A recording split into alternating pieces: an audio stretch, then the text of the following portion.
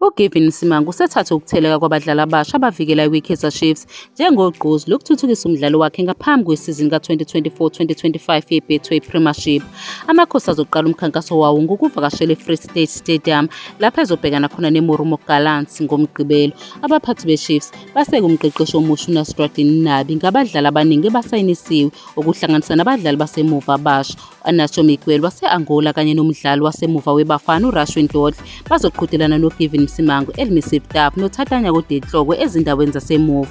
I-Chiefs iphinde yasayinisa abadlali abasha basemuva uBrandley Cross weGolden Arrows kanye noBongani Sam obegijima ku-Orlando Pirates.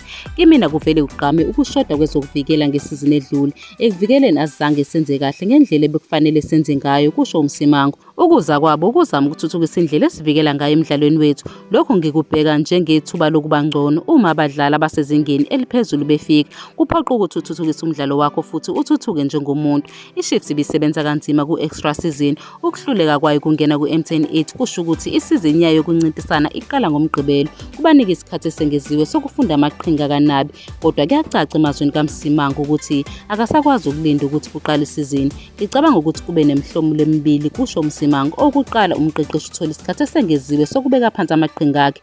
Okwesibili, ukuthi siwaqonde futhi siwaphelelise lawo maqhinga. Kepha ngasikhathi sinye kuthinta kabi emzimbeni wakho, sikhathele kancane futhi sekumayelana nokululama, kanti asikawuqali ngisho nomdlalo wethu wokuqala weligi. Kodwa kunezinsiza ezinhle lapha, ngakho angikwazi ukukhononda kakhulu ngokulungisa umzimba ngesizini entsha kumayelana nokucija isimo somqondo. Siwubheke ngabovu umdlalo wangoMgqibelo, isivivinyo esingcono kakhulu esokuzungezwa abantu abangu-50,000, hhayi ukudlala imidlalo yobungani phambi kwenkundla engenalutho. Kuzoba nesimo esihlukile, ngakho-ke sibheke umdlalo wokuqala futhi sikhombise izwi ukuthi yini ebesiyenza.